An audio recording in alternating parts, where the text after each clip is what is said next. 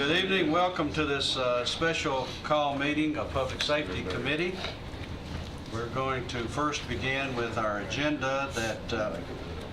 Gentlemen, this evening on our agenda, we'd like for everybody to remember that only the things that are listed on the agenda are all that we will discuss and will be involved with due to the fact that public notice has went out, and that's what we will be dealing with.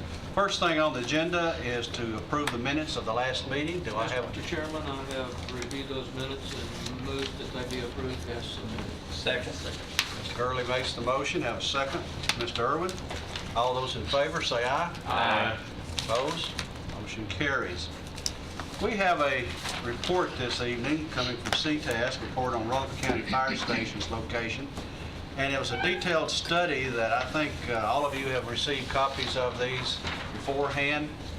We've tried to give those to you at least a week, if not more, prior to this meeting, which we hope that you've had an opportunity to go through it and study it.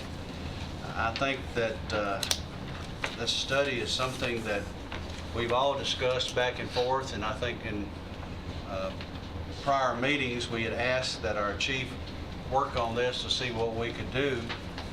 So we have Kevin here this evening to make this report for us, and we asked this for him from TCAS, and we're going to ask him to come forward this time and make this presentation. If you'd like to sit here, it'd be fine.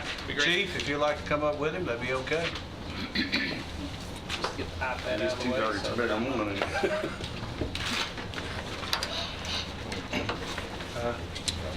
All right, well, thank you. I apologize I couldn't make the regularly scheduled meeting. I think I was in another county giving them a report that was well overdue as well. So just want to kind of walk through this with you, and it's up to you if you want to do the questions as we go, or if you want to just wait till the end. I'm great either way. So I'll tell you what, since we've got everybody right here, if you've got something you see here that catches your attention as we go, I think that might be better than waiting just right at the end. Sure, that's fine. Whatever works for you. So just to give you the background, as you know, probably about a year ago, the county applied for another federal grant to get additional firefighters. And before they did that, the chief had contacted me about helping them, as we've done in the past, to look at the analysis, to look at the justifications, and we took a lot of your incident data and did some kind of quick down and dirty, I guess is a nice way to put it, analysis as to your response times, where your call's at. I'm not really getting down into the weeds like we are with this right here. With that, it showed that based upon the national standards, with only having 2 stations that are staffed, there's a significant gap as far as where the standards show and where we're at. And with this being a growing county, obviously, an additional thing that came about was in 2010, when the fire department was started to now, it's been an exponential growth in the call volume. And we don't anticipate that to, at some point it'll probably back down, but we don't anticipate it flatlining or decreasing, obviously. So that being said, we took the same data as far as your incidents and used for this study. We looked at 43,733 parcels of land that had there were 39,000 of those parcels within 5 driving miles of a station, and not only looked at the parcels, but also looked at the parcels and put, for lack of a better word, dots on the map for the GIS terms of where the structures were at. And quick question. Yes, sir. What's the timeline of when you were actually doing analysis on the calls? From what date to what date? I think these calls were from, I think this for the year of, it was the year of 2017, if I'm not mistaken, because we try to do it. It was either the calendar year of 2017 or July 1, 17 to June 30th, 18. I can look that up by going back down the weeds, but it's in that time period, so plus or minus 6 months. So as of May of last year, it would take that into consideration, that time period from May. If it was in that July 1 to asking, June, is it? I don't have my incidents in front of me. All right. So, So there's approximately 91.4% of the structures in the county are within 5 driving miles of a station. And why 5 driving miles are very important is that's an ISO thing, and so anything beyond 5 driving miles gets a Class 10 rating, regardless of the fire department's coming, even if it's in the city or outside the county. So it's a Class 10, and that's typically significantly higher insurance premiums because of that. So 91.4 in comparison to other counties is pretty good because counties aren't laid out in nice square road networks and stuff like that, and we certainly know that plays a big factor in it. If you're the 8.6% that aren't in that, that's bad because you have a Class 10 rating regardless of, like I said, the fire protection that you have. So on page 3 here is the plotting of the structures, and that's the 32 or 33,000 dots that are outside the cities. And then on page 2, or I'm sorry, map 2 on page 4, it shows the actual 5 driving miles in from a computer model of the existing fire stations that are in the county. And as you see there, there's 2 that are, there's 3 that are, I apologize, there's 2 that are inside the city, and one of those would be the EMS Special Operations Building. I think you have a truck there, right? And then another is the training center, which is over near the emergency management office off of College. Those aren't staffed, but they are considered stations for the county. So the dots that you do see are the structures that are by computer model outside that 5 driving miles. And just kind of an asterisk to go with that, it is a computer model, so based upon where the structure actually is on the parcel. So if it's a 20-acre parcel and it's at the very front, the way the model does, it puts it in the center. So there's probably a few of those. The numbers are probably just slightly higher, but certainly not more than half a percentage point as far as looking at the numbers. So on page 5, zoomed in a little bit, and this is one of the areas here that all counties struggle with, is that as you have annexation that occurs over time, it goes out in kind of fingers, and then you have gaps, and then you have areas that are completely encompassed inside city limits that are county property that requires protection. And as you look here, there's a very heavy concentration of that in these pockets around the city limits, as well as up here, in the fringes around Smyrna as well.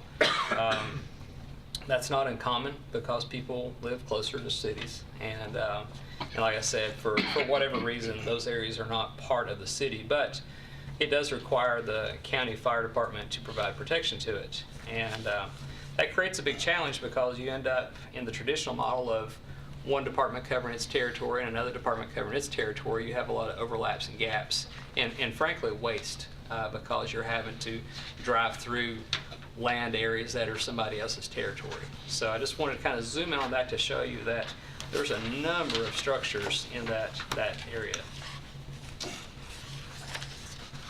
So on page 6, I took and I did the same modeling with Murfreesboro stations to see, okay, well, if they had 5-mile coverage areas, which cities, when they plan for their fire station locations, it's obviously there's more structures, it's more dense, they're closer together. 5 miles is the extreme. They're looking at 1.5 mile, 2.5 mile response zones. So with that being said, this is 5 miles from their existing stations, and that pretty much picks up almost all of those fringe structures that you see if there were an integrated approach to fire protection. There's still a small area out here, I think this is off Joe B. Jackson, that's in the city, that's actually outside the 5 miles for them. But there are plans in the near future for them to add a station out there, I think near the Amazon and those things. I don't know what the timeline is, but I think the next year or two. So when you go to the incident analysis on page 7, here's the calls that were for that time period. Okay, so here's your answer, sir, Mr. Pete. That was for 2017, the call data there. For the calendar year. Yes, sir. Okay. I do so much of these projects that my data kind of skews from time to time as far as remembering what they are. So you have total calls. There were about 48% of those were over 10 minutes, response times. And then for the fire calls, that was actually even higher. And, you know, there's various reasons for that. We have a combination department, combination system. So you have only 2 paid stations in the county, and then everyone else is volunteer. And even the county fire department has most of their stations are volunteer. So you have folks that receive the alert, whether they're at home or shopping or whatever else, and they have to leave what they're doing, go to the station, get the truck, get going and everything. That significantly slows down. So a big chunk of that response time is actually out of the door. So that's where a lot of that comes to, whereas your stations that are staffed, they're there, they're on the road in a minute, minute and a half, typically speaking. So on page 8 is the 6,500 calls that were plotted. And then on the next page, we used a computer model in ArcGIS. And basically, that's a heat map. So your hotspots are your concentrations of calls. And you see there's a number of those in the area. You've got up here on the north side, which is actually close to one of the staff stations. So that's a good thing because it's a lot of calls happen close to where the station is staffed at. Down here on the 231 on the south side is another big hot spot. We know the interstate and the truck stop and stuff like that, as well as over here on John Bragg. There are some additional ones in the Amelville area that is just outside that gap between Murfreesboro and Smyrna, as well as Eagleville has a little bit of a hot spot there as well. And then the same model was used for the next page to show the hot spots for the greater than 10-minute responses.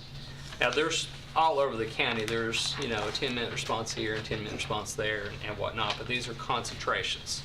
And so what this does is it allows us to look at areas of, okay, well that's kind of significant there. So you see, especially there on the north side, up there off Jefferson Pike, while that was a hot spot for calls, it's not a hot spot for responses because that's a staff station. Same thing on the south side here where the Station 51, the headquarters station, is as well. I have a question. Uh-huh. If you had the data from our planning department in terms of platted lots, you would put that into the same thing because that projects a growth of where, I'm just looking in my district, out at 840 and Amelville, there's probably platted somewhere in the neighborhood of 700 lots plus another 120 townhomes plus businesses. Actually, I did that. So what I did is we took the parcel data and we run some analytics on that based upon subdivisions that were, I can't remember the numbers here, but basically subdivisions that were X years old that had empty lots. And then that showed where there were basically houses that are going to go up at some point. And I didn't use it in this study because it kind of falls in line with a lot of the other stuff, but definitely your calls are going to increase as those structures are built. In those areas where the lots are platted that are... But that was one of the things, when we do a study like this, we run a lot of different models and things to look at. It wasn't significant enough to really introduce into this, but we can certainly go back and try to pull that if you're just interested for, to see where some of that stuff's at. But that was one. Yeah, absolutely. Yeah, we sat around and scratched our head for just a little bit because some places actually will have that like as a layer themselves, a data layer. that wasn't the case, so we had to extract it and then run some analysis. So Is this actually the hotspot, is that matter of the time response, or is that also the number of structures that are damaged or caused? so this one is just based upon a concentration of calls that are over 10 minutes. Okay, some of those crossover calls, I guess? That could be structure fires, MVAs, medical calls, All whatever. calls. All Yeah. calls. Okay. Yeah. It's just, the red shows a lot of calls right there. And, and one thing to remember as well, especially a lot of times certain calls with volunteer stations, and tell me if I'm speaking out of turn here, aren't as much of there's a lot of calls in this county. It's 6,600 calls for a mostly volunteer system. So sometimes it kind of wears down on the personnel. So that may be based upon that. In some areas that might extend some of the time to where it's not, as quite as much. But all these are emergency responses. They're not just just non-emergency type things. So based upon a whole lot of that information, as well as some of the other things that we didn't necessarily include in here, is that it's very apparent that the county needs to invest in infrastructure for fire stations. Most of your stations that are built in the county were built at the community level by whatever funds that they had available at the time. And a number of those stations, even the existing stations, are they're sheds basically. They have room for a truck to come in, and there's not a place to where you can build that camaraderie with the volunteers in the area. Certainly aren't able to be staffed because they don't have the appropriate facilities and stuff. So I try to look at this as, I won't say with a blank slate, but try to take kind of a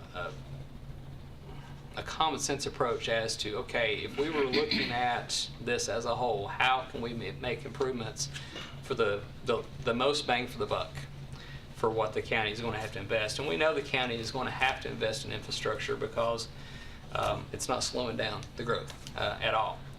So the recommendations for adding facilities are, and some of these are replacements, and some of these are new facilities in certain areas.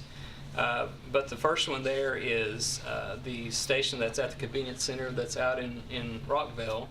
And I think that was already being looked at being replaced anyways. That's not a good spot for where it needs to be. Would be to move it out to the Highway 99 and Concord Road area. An additional facility looking at John Bragg Highway at Mount Herman, moving a county station out to the Christiana School, that area. That would be the 231 at Parsons. At some point replacing the facility at Allenville Station 1, which I think it's in pretty poor condition now, if I'm not mistaken. That was, I think, going to have to happen regardless. And that's a pretty good area where it's at, so there wasn't really a recommendation of moving it. If you had to shift it half a mile, quarter mile, something Well, like that's that, it's not right going to there, be that right there, significant. close to Ocala Road, where they're putting 800 homes out there, and so- townhomes right across the road, so that's what. So that will be a Commissioner Reeves very talking good, about. right, a very good Talking about location the for old that. station off of, Right there, if you mean, on Allenville Road, the old, it's an old school center. Yeah. It's caving in on itself. school. Yeah. And then a new station that kind of filling in some of the gaps is up on Lebanon Highway, closer to the county line. I try not to, when I look at these things, I don't want to put things right on the edges of stuff because you get, unidirectional responses. But this is closer, but just based upon the road network, it is a gap at the Patterson Hill area, Patterson Hill Road, I'm sorry.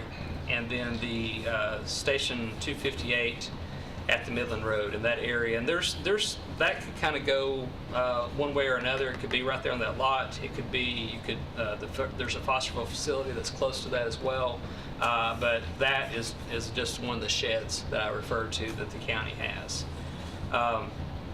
When you're looking at facilities, I highly encourage you to look at multi-use designs, meaning fire, emergency medical, and even sheriff's office kind of precinct, small precinct office type thing, to where it's an integrated approach. It saves money, obviously, instead of building different facilities. It develops more of a systems approach, so that you have all your emergency services working together. And so that's one of the things that I would definitely recommend looking at. It gives the officer a place to use the restroom, do reports, Grab get a cup of coffee, right. whatever. Are these in any particular kind of priority order? The first one is, and then, so with having, I was going to get in this, but we'll go ahead and go there now. So with having the system that we have here in the county, where we have, Rutherford County Fire has certain first due response areas, and then you still have the legacy departments of the volunteers that were here before. And as I mentioned at the beginning of the report, there were 3 departments that started the Rutherford County Fire Rescue when that was passed in 2010, and then there's been more that's come into the system. And there's been the approach of, as they're ready, we bring them in, if the dollars are there and whatnot. So some of these are in the volunteers areas, and then some of these are in the first due areas of the county fire, that territory. I would recommend that as you're building the facilities, and certainly in the next part, looking at the staffing of those as it can occur, that occur with the county fire territory as being the first priorities. Because it is it rarely works when you have the county staffing non-county facilities.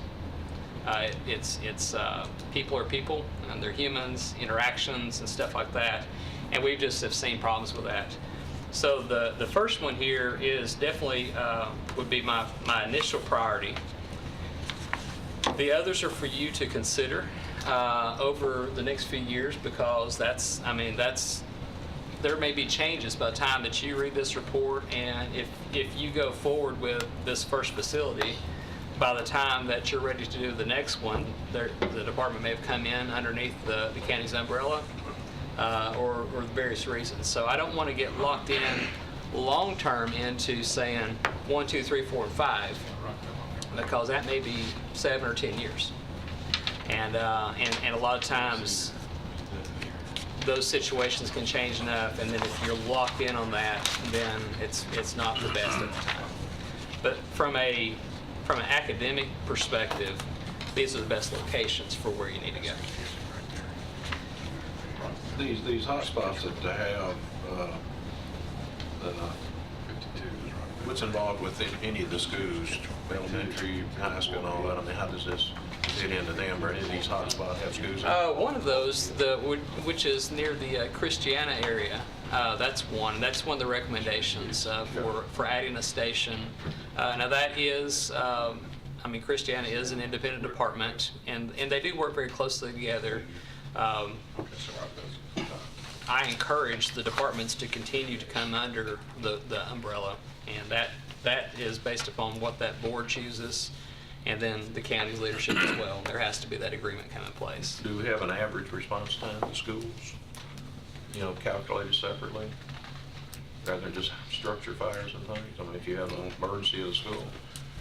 I mean, just based on where the station's located and where the school's located. I mean, we have within 10-minute response from Barfield to Rock Bell, and that's pretty close to our station. I think that's within the last 10 minutes.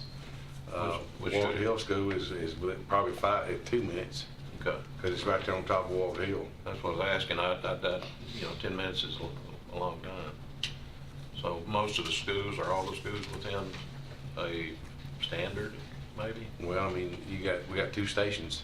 So you got Walter Hill's close to a station, and Rock Bell's close to a station, about Page Station.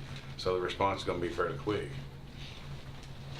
Then the volunteer one would also come into play on response to the school also, the time. Depending on the time of day where they have personnel available. And that's a challenge that all counties that have volunteer, and which is most, they face, is that there's times that pool is very much available and ready to go. Typically, is that evening time.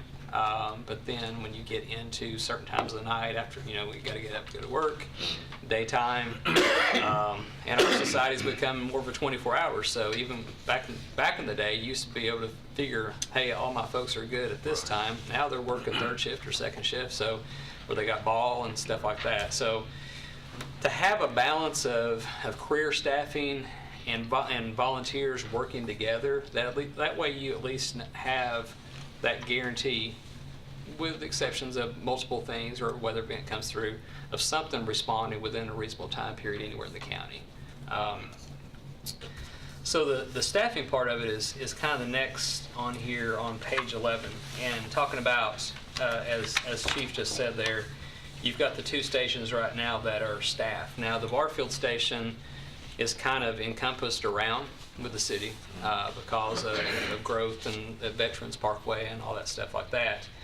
So one of the things would be to look at actually moving that staffing further out to that Christiana once that station were built, and that way you're building a kind of a ring around the main city here.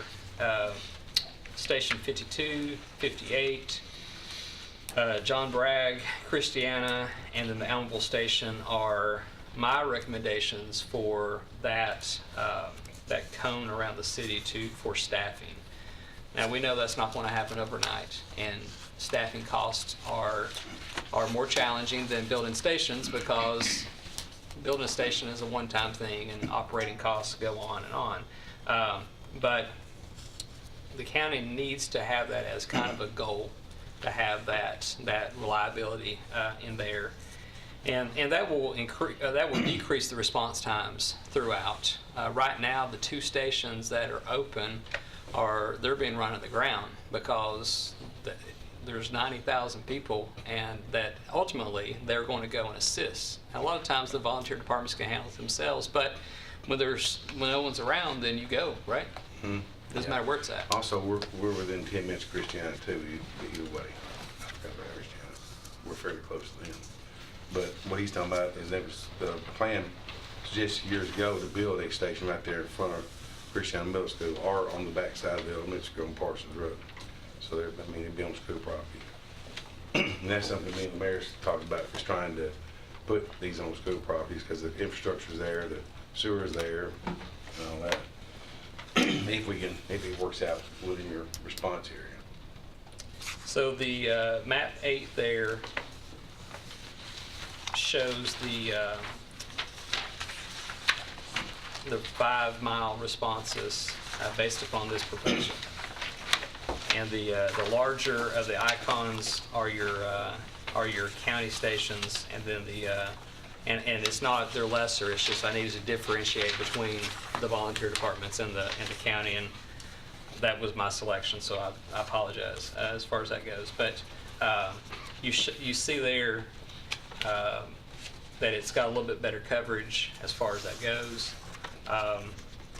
And there's a little note there at the end, and I wouldn't get necessarily hung up so much into what it's saying as far as close this or close that.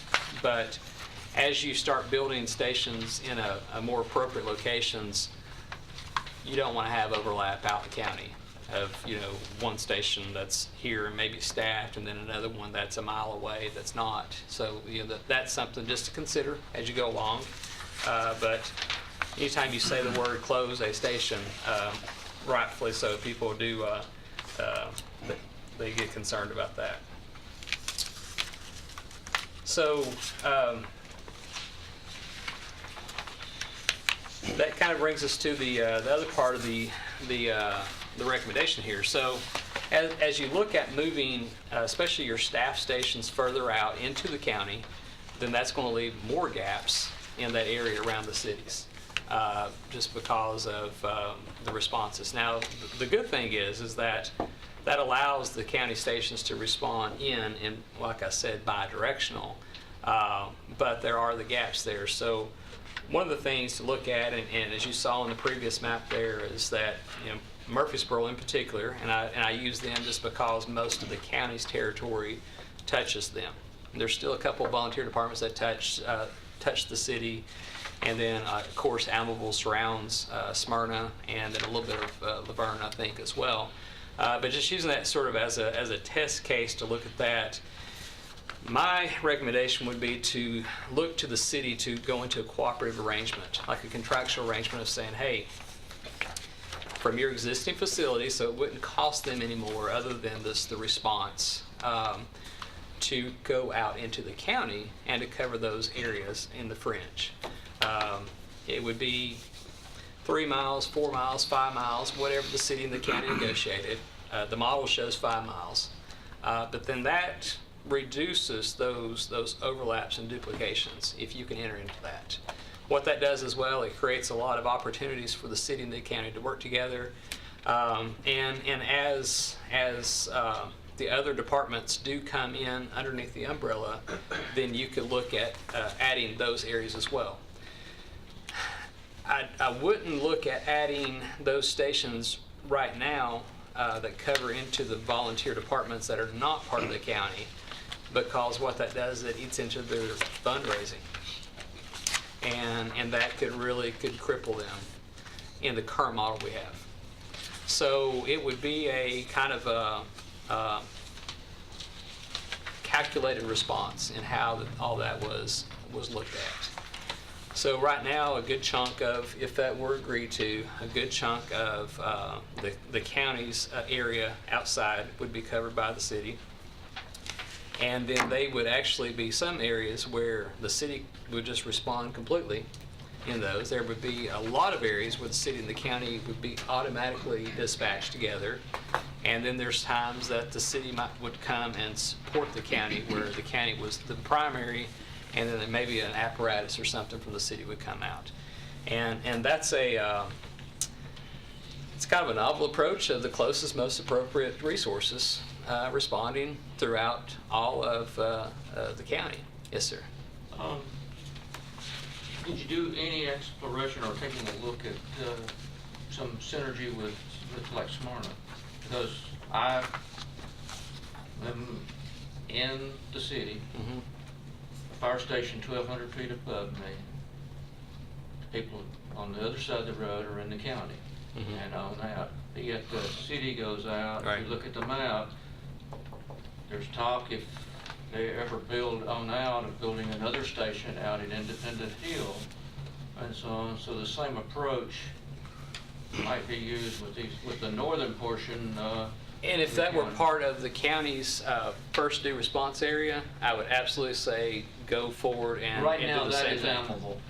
Right. It is So a that's what I voluntary was saying, is department. that if you did that and you entered into that agreement with Smyrna right now, Right. you would eat into their Right, into the fundraising piece.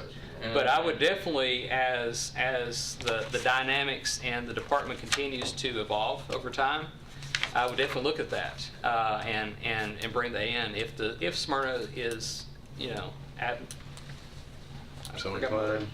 That's a better word. So inclined. How's that? Right. But all of it has to be a cooperative agreement, Right. of course. And I've had some conversation with, of course, Amable is headquartered in my district. They're Station 2. Right. I've had some conversation, and right now they don't want to come into the county, but Right. but it's the same as said. They see the handwriting on the wall. X number of years, however, and the growth is, as you said, is exponential. Right. It's not just a few houses here and there like it was 20 years or so ago. It's hundreds of homes popping up in a particular area. So I think at that point in time, then it becomes more difficult for them to, right now they're doing a good job, but I think they even realized at some point down the, Right, and that's really the goal of this, is to start giving that longer term vision for this, and trying to, I don't know if you ever completely get ahead of the curve for the growth, but right now it's going to eat you if you don't start doing something significant as far as infrastructure goes. So that would be definitely, I mean, your points are very valid, and they really are in here without going into every single possibilities of, right. So the cooperative agreement or the cooperative opportunities go, obviously beyond just the city coming out and responding. Things like joint special operations, technical rescue, the training facility, and they're doing that to a certain degree now, which everyone knows. I think everyone knows where the city's training facility is at. But it could even take it to a higher level if you've got that agreement where his training staff and their training staff are working together and they're actually training together, which provides more continuity of the program, the responses, and communications, of course, as well, with combining those into a reliable and efficient system. So there's lots of opportunities to improve the delivery of the services while not wasting money by going right on top of it. If you're unable to enter into that cooperative agreement with the city, then you're looking at 3 additional stations staffed by the county on top of the 5. Whereas you would have, instead of having that donut around it, for lack of a better word, you would have some inside the city that are already there that would need to be staffed. And then their response area is not going to be as efficient as if they're out in their territory completely. Has there been any talk with the city about it? So I met with the mayor and kind of just gave a quick down and dirty as to this is where it's at. He seemed like he would like to have that discussion. Felt like it was a good idea. Likes the concept of that, them coming out and the county coming in and having that relationship. So that's where Mayor Ketron and Mayor McFarland would just need to have a conversation and sit down there. But on the surface, I think they're agreeable to it, and the fire chiefs both are very agreeable to it as well. And a lot of times that's where the problems are at, is the fire chiefs. So we have a very good working relationship between the fire chiefs, so that's not an issue.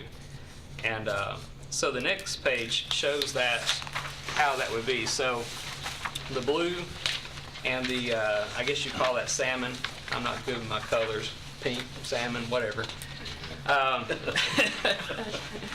My Crayola box only had like 16. It didn't have the 64 in it. But so that would show you that if the plan were followed as submitted there, that would be all of the paid response for the county, which is a good chunk of the geography there. Now, it doesn't look quite as impressive because it's a model based upon the road network, and there's areas where we know there's probably going to be roads that are filled in, and that'll continue to fill that in. But that's significantly more than just the 2 stations that we have now. And then, of course, there's additional. I use this layer just to show the pay, but you still have additional volunteer stations that fill in the rest of those gaps. Getting back to the cooperation, we're just talking about Murfreesboro at this particular point Right. in time. Why would there not be any interest in doing that? Why wouldn't there be? Well, I could take you to about 20 or 30 other counties that I would ask the same question, and there's not a lot of logical responses in my mind. Now, sometimes I look at things more from I'm not as vested in it and looking at it from that higher tier. A lot of times you have relationship issues that cause problems, and like I said, between the city and the county fire department, it's a very good relationship. That's not the case everywhere. So that's one of the bigger things in itself. So that's not the case with law enforcement, but here it is. Right. A lot of all the jurisdictions extremely get well. Yeah. Along well. I lived in Knoxville for a number of years, and back in the day, when a certain police chief and a certain sheriff were there, it was toxic. And but you see that a lot. It's just personalities and maybe egos or whatever. So that's not a problem that you have to deal with. Well, I think On the fire I side. think you would say, I agree that even with county fire, with the sheriff's office, I've always been trying to work with everybody, get one over. The training facility out there on Bridge Avenue, 99, y'all have all seen that. So we've been given full access to that anytime we need it. It's nice. The only thing that concerns me about this is that in order to get into a cooperative program with the city, we would be required to pay the city a fee to respond. My concern is that our funds are situs tax, so we only have a limited amount of situs tax. So if we enter into an agreement with the city, it depends on what they would want to respond out of that area that could cut in to my funding, if you understand what I'm saying. That's the only concern I have with it, because we're right at now getting close to $5 million, and I don't know what the situs tax intake is, but part of that payment will come out of that situs tax. So does not drop the insurance rating also, though? Well, what it would do, actually, one of the things about, you're looking at Franklin Road Baptist Church, you're looking at Franklin Heights, you're looking at over behind Grisham Lane, back in there around the Doe and Buck and Tom Rice Boulevard. And then you look at Florence Road, there's a lot of county and city out there. Actually, to be honest with you, there are a lot of them are getting a class 2 because they're so close to a city station. Now, with that said, that doesn't mean the city's going to respond. One of the areas that is affecting us right now, if you look out in the Walk Hill area, out there around Mona, is a lot of those people's there's insurance gone through the roof because it's a class 10 because they're so far away from the station. That's why I agreed with Kevin on putting one out there around Patterson Hill Road somewhere, because he would then take all of Mona all the way to the county line. Cascade Falls out there is a class 10 because they're outside that 5 miles. But like I say, working with chief folks and Murfreesboro Fire Department, I have a bit of problem with that. My only concern is we have a limited amount of funds to operate our fire department on. One comment on that insurance thing. A lot of that's getting the right information out to the insurance companies, because my brother lives in Florida primarily, but he bought an old farmhouse and a few acres up in the edge of Charleston County. Well, it has a Lebanon address. Mm-hmm. So Wilson County has a fire department. So about 30 days ago, he got his new insurance premium. It was like double or triple. They finally realized he's not in Wilson County. He's in Charleston County, which has purely volunteer fire department. And so a lot of this, like you said, the city's probably not going to respond, but the insurance company. So a lot of this has to do with getting that information out there to the insurance. Each of the home agencies with insurance companies are obviously, we've had catastrophic losses across the country. Right. So they have to get smarter in how they manage the risk. So they are using the same technology that we're using as far as GIS goes, and then they're buying the data. Even all of them are buying ISO data. How much they use it is based upon that company. But ISO has more than just the fire department data. They have the response zones, those layers and stuff, and they know where all the fire stations are at. So as they convert over to using the newer technology, and I have examples of in West Tennessee, there's an insurance agent actually was very much for the plan that we were working on, because he himself lived like 5.2 miles from a fire station. And he was getting the city's rating, which was really good, but he was actually out in the county and over 5 miles. And his own home company found, they raised his rates like $3,000 or something. It was a very high number.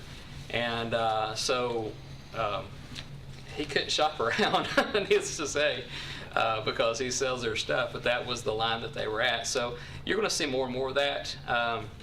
And we've seen that in other places too that have been getting the ISO rating used to be every 15 or 20 years before they come around. It's like every 4 to 5 now. And so that data has been refreshed a lot more. So that is absolutely, you're going to see more of that. Yes, sir. Going back to your comment, Chief, that it would cut into your situs, but Kevin, you also made a comment earlier that if it would take 3 manned stations, Right. that the county would have, so we'd have to actually subtract, we'd have to look at that computation of the cost that you would give up versus the cost of 3-man stations to make Yeah. up. Yeah, when we get that point. Yes. Yeah, and of course, we didn't talk numbers, we didn't, any of that stuff like that, but the fact that they would not need to add any infrastructure. They're increasing their costs, their fuel, maintenance, but they're not having to add stations and people to provide that would make you think that it's going to be much less than you adding 3 stations that are yeah. staffed.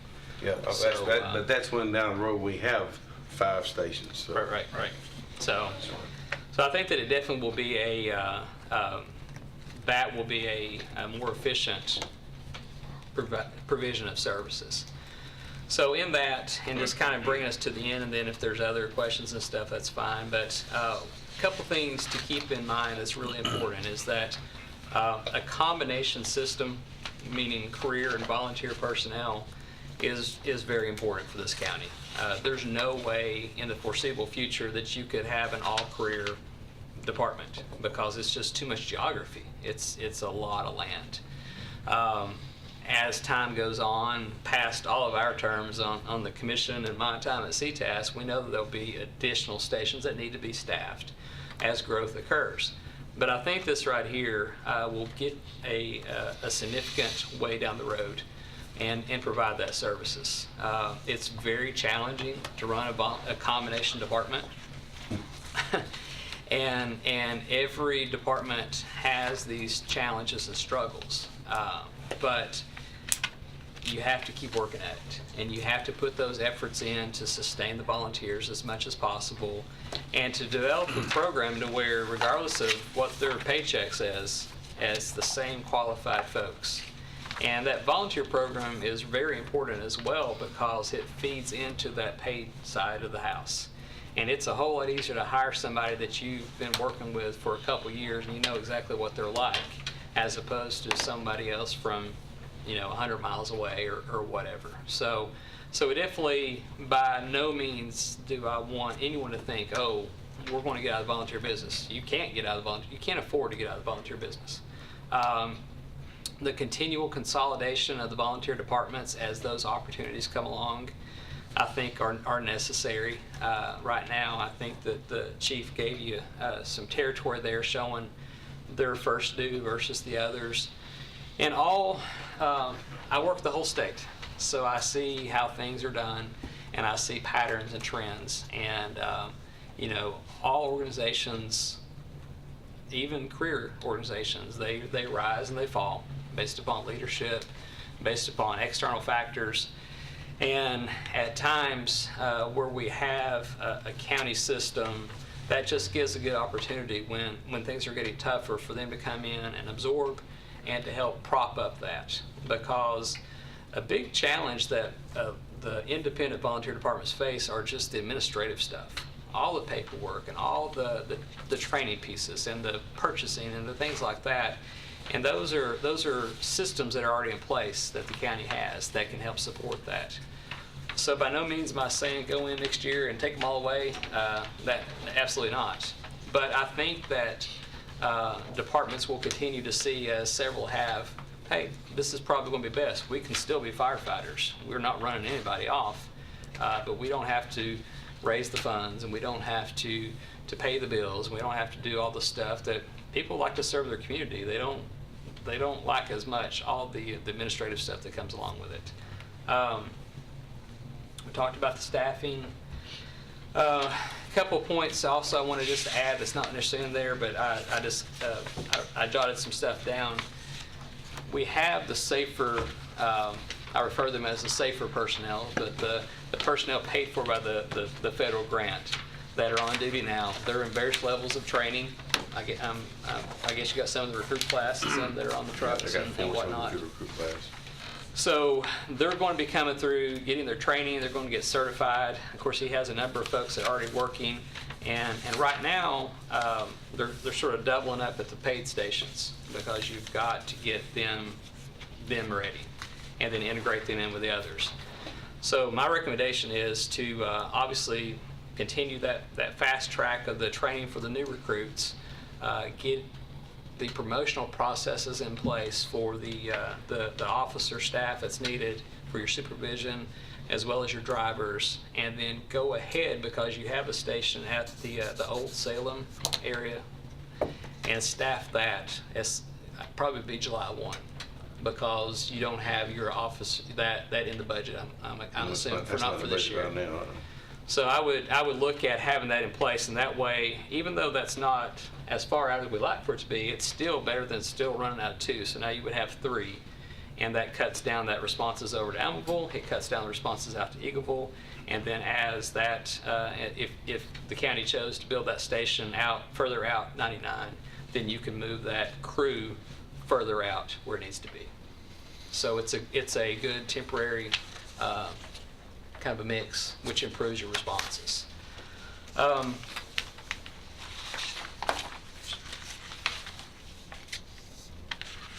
we talked about that already.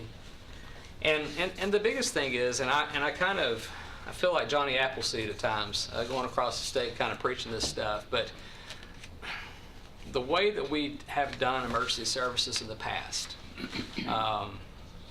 10 years ago, 20 years ago, 25 years ago, I've been in fire service and I've been in fire, EMS, and emergency management, because I do stuff with TEMA as well, for 28 years now. And the way that we did things 28 years ago, which doesn't seem that long ago, to how we have to do things now is totally different. Everything was its own silo and its own territory, and we didn't work with each other, whether even within the same jurisdiction at times. But we have to look at emergency services now going forward as a systems approach, because there's just not enough money to go around for everybody to do things separately and not to work together. So that's why this recommendations is, hey, work with the cities, because you can go a lot further with your dollar if you're working together. EMS and fire and emergency management all have to work together, and you have to have an integrated approach to this. And that goes into, and I know you all are working with some communication stuff, and that's not the purpose of this tonight, as well as dispatch. And all of those, it makes for safer responses for your community, as well as your personnel, and things will go a lot further in your dollars if you're working together in the process.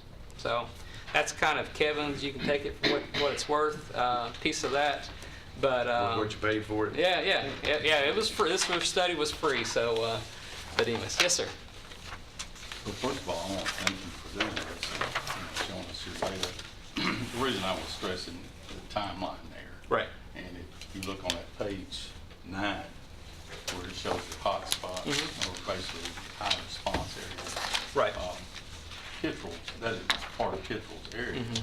And at that time, from the first of the year up through May, almost the first 6 months of that year, Kittrell's department was basically devastated. Right. And since that time, we now have 20 active certified firefighters that are fighting fire. We also have another 4 or 6, which is 6 before, that are fixing to get certification. They're waiting. You know, that comes up in May. We've got 14 that are doing either first responder or EMT type training. We've got 9 that are certified for extrication. And so we're kind of bucking the trend on volunteers as far as being up there. Now, having said that, I'm pointing out why that spot's there. Understood. You know, as far as higher than the 10%. And we've actually got a station almost dead center in that red spot that you got there. And it's like you said, it's a secondary station. Right. That we moved. It's not a shed, but it's not something that we could really use as a station demand. So, you know, so I'm not necessarily against putting a station over on Mount Herman Road, which is about a mile from where that current station Right. is. But here's something I think that we missed, and you saying cooperation, here's something we missed across the board. You know, we've got these new personnel coming on, and the only place we got to put them is over there on the station that you're talking about. It's not being utilized full time, but if we put some of these new people out here during the day shift in some of the volunteer stations, we would have coverage in the daytime when the volunteers are hurting, you know, whether that's Kittrell, Amberville, or Lascassas, which are basically the three strongest departments. We've got others that are growing and coming on strong too. But we're not utilizing people, maybe we don't need to build another station, we need to utilize the volunteer station. The reason I say these volunteer stations, I know Kittrell's is, I know Lascassas is, not Amberville Station off of 1 Mile Lane, but they're on county-owned property. So, you know, that's part of, you know, of course we have lease agreements with them, but we're not utilizing our people, to me, the way we should, because you wouldn't have to man around the clock, because you're gonna have coverage in the evenings and at night, because there's 20 volunteers running around Kittrell that's wanting to fight fire. That's probably more people than you've got right now. You know, if I'm correct on my numbers, I know we've looked at hiring more, so, you know, you're fixing We to got jump up there. 42 firefighters. All right. Well, that's what I'm saying. We've added, what, 15 in the last little bit. But at any rate, what I'm saying is we're not utilizing these people. And it's not just fire. You know, we need to think out of the box. For instance, we've got people that are doing EMT first responder training. Mr. Nunley back there is always telling us he's understaffed or he has somebody call in. You know what? I bet one of these trained volunteers could probably work with them and help them man when they were short on manpower. And we've never looked at anything like that. To me, that's what we need to look at too. Yes, I agree, we need to cooperate with Murfreesboro, with mutual aid, especially with fringe benefits. That help them and help us. And we have done that in the past. I fought fire in Murfreesboro. In Murfreesboro City, I fought shoulder to shoulder fire with them out in the county. So, I mean, we do that now. We've got mutual aid agreements, but what you're talking is a step further, and I think we need to take that step. So I applaud you. But I think we too need to look at how we're gonna man these. Maybe we don't need, or if we don't have the money for a station, you know, work these stations together. Because, I mean, some of the manpower is out there, especially in the evenings and nighttime. You know, where the volunteers are shorter in the day, and I think Kevin will probably tell you that. Typically speaking, that's the case, and that's really is why I try to look at so here's the county, here's the city, Murfreesboro, and then taking that next layer would be the staffing, 24-hour staffing, and then you can continue as to look at other alternatives with volunteers or possibly part-time or whatever. The thing that I just have seen this in so many places, is that when the county has hired personnel and then they place them in a station that is not run by that department, I've never seen it work long term, because you've got supervision issues, you've got who's in charge issues, you've got a whole bunch of stuff like that. And I'm not saying that it's guaranteed to happen here, but I haven't seen it work in other places. But I appreciate what you're saying as far as looking at maybe alternative deliveries especially as you go further out. Well, I think we're missing that there.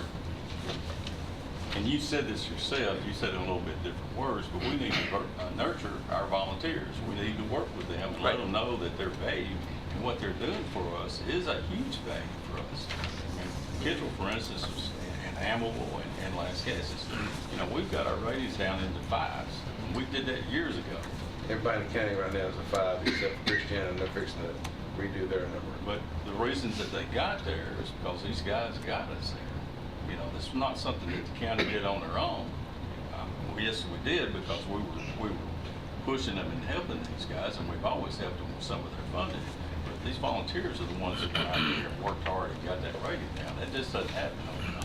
And of course, he's expanded that and closed the gaps, which is exactly what he should do, what we want to do. And I'm not saying don't do this expansion there, but I'm just saying we need to continue to utilize our volunteers as best we can, as long as we've got people that are wanting to volunteer. If that means an integrated department, whether it works well or not, I think, you know, I'm kind of a show me kind of guy. I know half of the volunteers that I work with went to work in Murfreesboro City, and they think this as much of us now as we do of them. And like I said, I've worked with them on fires. There's no problem there. And I think that Larry could work with our volunteers. I believe it. You know, if we put a crew out at some of these stations on a day shift only, and let the volunteers cover through the nights and evenings, I think it could work. If not, Well, I'm I'll willing tell you to one try. issues with that, and I think Chief Parks can back me up on this. You take his firefighters, you put them on a 8-hour shift Monday through Friday, they'll quit you. Because they can go work from Murfreesboro or Murray, work a 24-hour shift, be out 48. That's what Eagles dealt with. They had 2 guys out there during the daytime working Monday through Friday. Every time we get somebody hired, they quit and go to a full-time station. We won't be able, we won't be able to keep them. Well, I use Because- that for an example. because If they they'll put a quit. day shift driver, that doesn't mean that they have to stop at 8 hours. Yeah. Move them over to another location where you need coverage. And we can do that, but That's what I'm just saying, saying. you We're not gotta leave looking them on at a 24 how hour we can shift. utilize our people.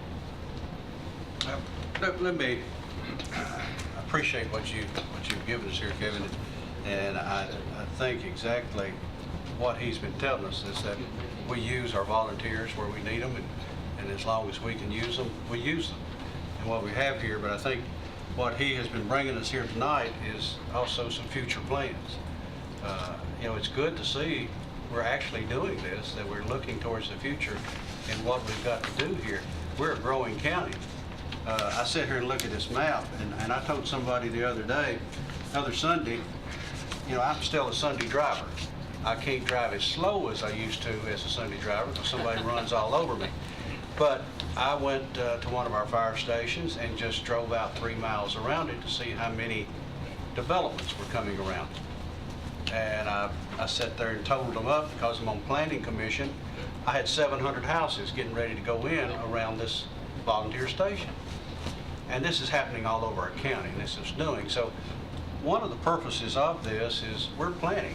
We're planning what we're going to have to do one of these days. You know, we're down to that point where, you know, you're either going to fish or cut bait. And we're getting down to the point we're about ready. We're going to have to fish one of these days, whatever. But, you know, you're mentioning placing these firefighters that we have right now out there at the other station there on the old Salem Road. I believe that's what you're talking about. I believe that station right now, on the side of that road right there, is in city limits. It goes just down Old touches it. Salem. It touches it. It touches it. So that is in city limits right there. As soon as they pull the truck out of the station, they're in the city limits of Murfreesboro right there. And right down the road from it, they're trying their best. If they ever get the water from standing there, they're going to be houses all down through there. So that's where that's at. I'm not sure what the ISO out there where we're talking about putting this new station. Be a 5. Is it a 5? I'm glad to know it because I live back over there somewhere. But it will help a lot of them out in that area that are 10s. 10s, Because it's going to put a station out there. Yeah. And That's probably what- bring a lot of them down. that's what I was There's getting not at. one There's a close. lot of- There's not one out in that area. There's a lot of 10 out that way, and the old station that sits behind the convenience center, I still call it a convenience center. A lot of people still call it a dump, but I call it a convenience center. But that station right there has equipment in it, but that equipment doesn't come out unless there's a major emergency. And the new apparatus we got now will not fit in Will that not old fit station. in that station. I mean, it's just an older building sitting there, so. The door's not wide enough. So when I saw this on the report of where you were talking about right there, it just, in a way, it sort of shocked me because that's what I've talked about for years, that we need something that direction, because I call it a black hole out there, that there's just not anything there. Because if we didn't have Eagleville coming from that direction, and we didn't have Barfield coming from that direction, and then we had Midland and Fosterville coming from where they're coming. And that'll There wouldn't be anything significantly there. will support Eagleville as well, because now they're coming from Barfield, and that's a long run. It's a dangerous run. When you got fire apparatus running Mercy traffic for, I don't know how many miles that is. 16 miles. 15 miles. That's dangerous. Your risk management Narrow head roads. spins off. The other thing is that if you're able to enter into that agreement with the city, then that station at Salem, and with the other station built, then that could be either repurposed for the county's use, or you could even sell that because they have a station right there on Veterans. So that would be just another one of those opportunities to not have duplication of resources. Commissioner Gore? Yes, I kind of hear both of you, and the demographics in my district match up closer with the demographics in your district. and that in Pettus and my district, we're having subdivisions built by the hundreds. The Ocala, with that particular cluster right there, is probably 700-800 houses and townhouses. There's fixing to be over on Blackman Road, another subdivision with a couple of hundred houses on 80-something acres. It's going to be in the county, just right outside the city. The density, the house density is going to be very much like you would find inside the city. They'll be putting in a step system.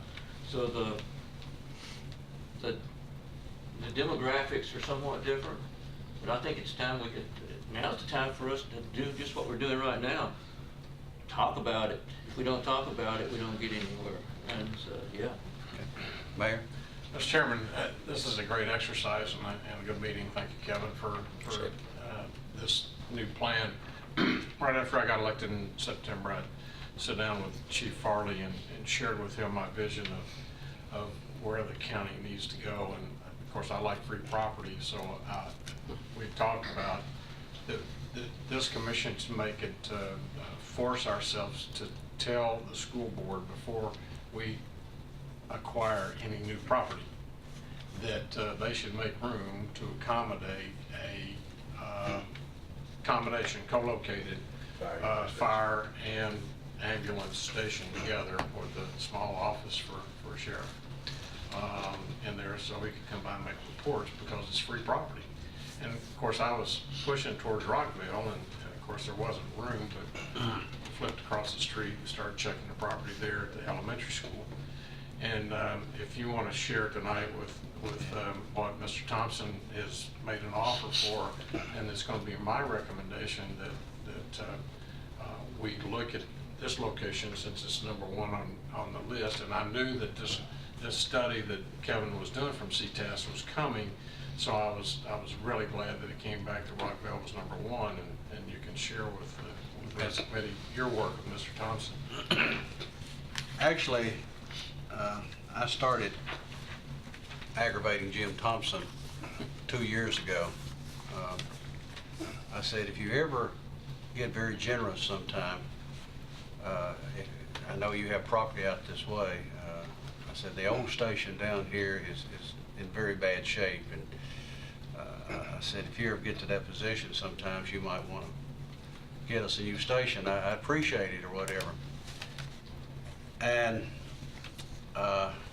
some of you know that he has sold his business out there. He's not there anymore doing that. He's doing other things.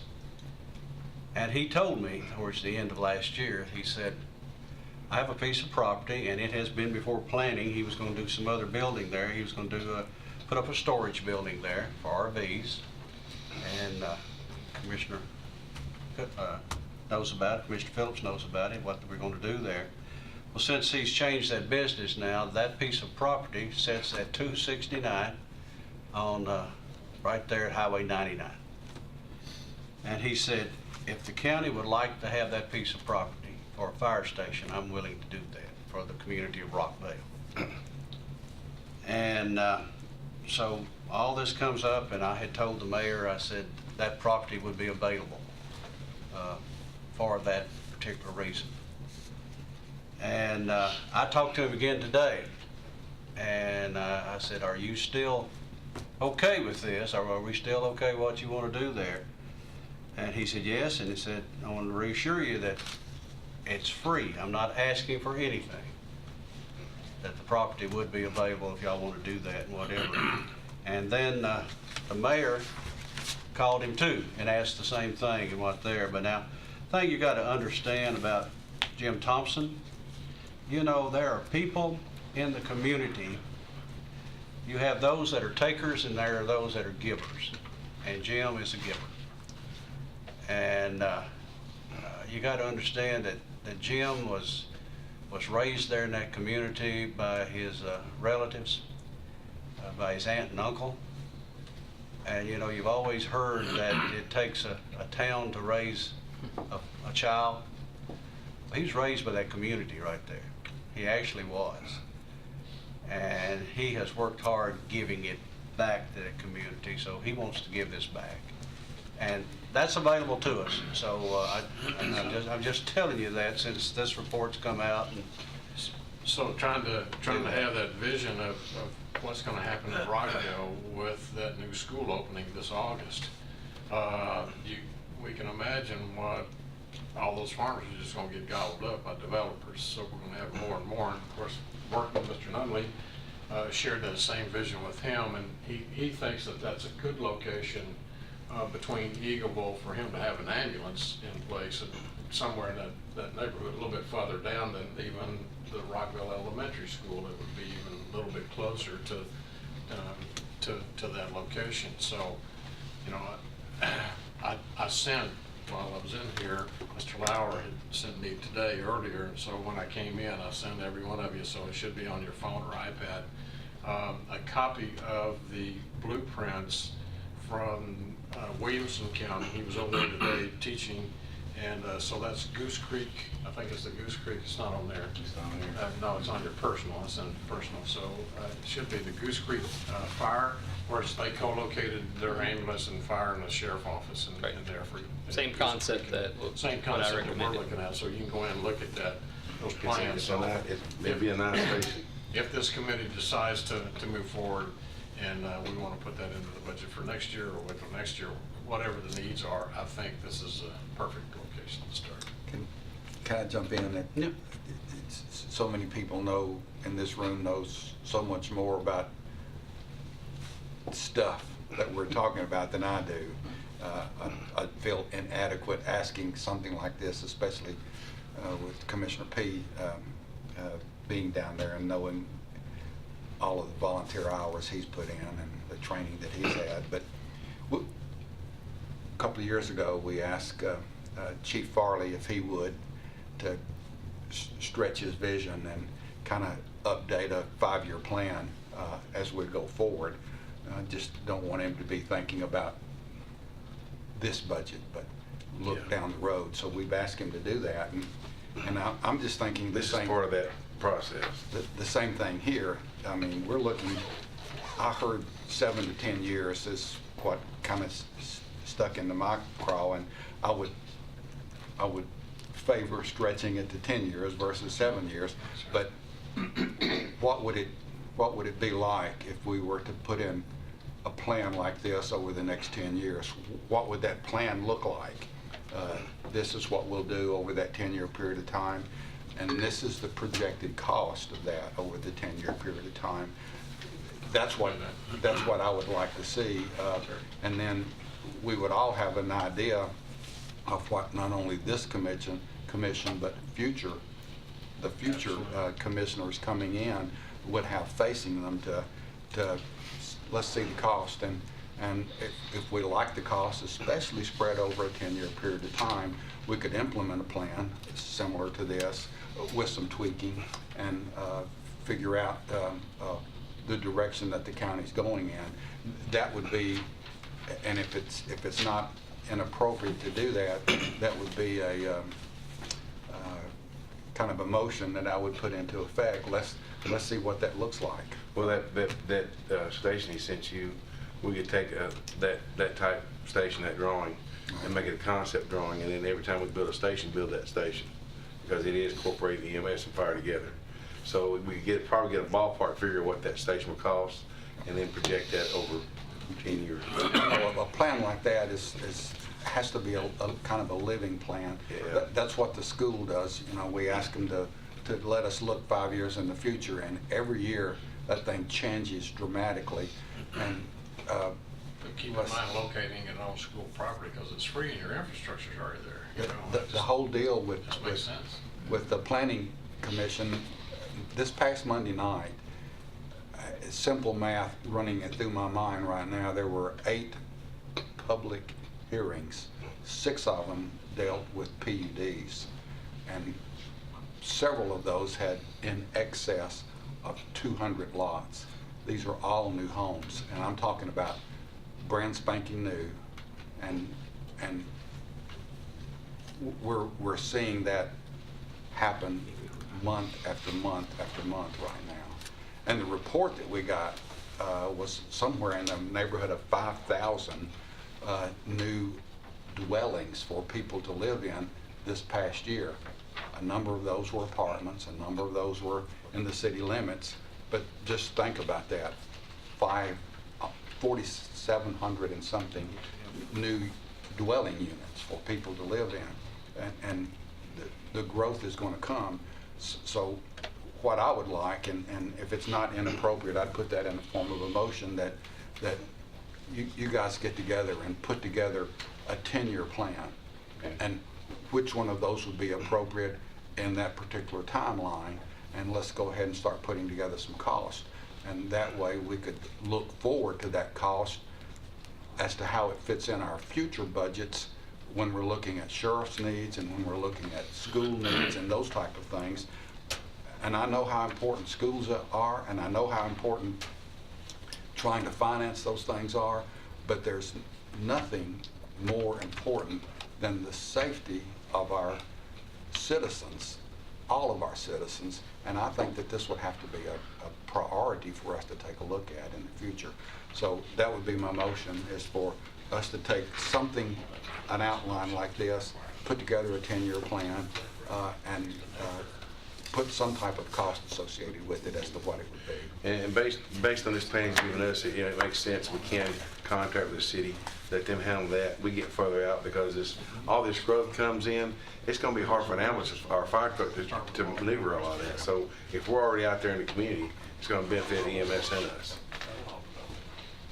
And cut down on response time too. Can you be a second on that? He'll have to have a second, yes, sir. Okay, have a second on it. More discussion on the motion. All those in favor of the motion, say aye. Aye. All approved. Mr. Chairman, Yes, sir. since we're making motions, I feel moved to make one down here. Go right ahead. Excuse the pun, but since we've been talking about asking the school systems to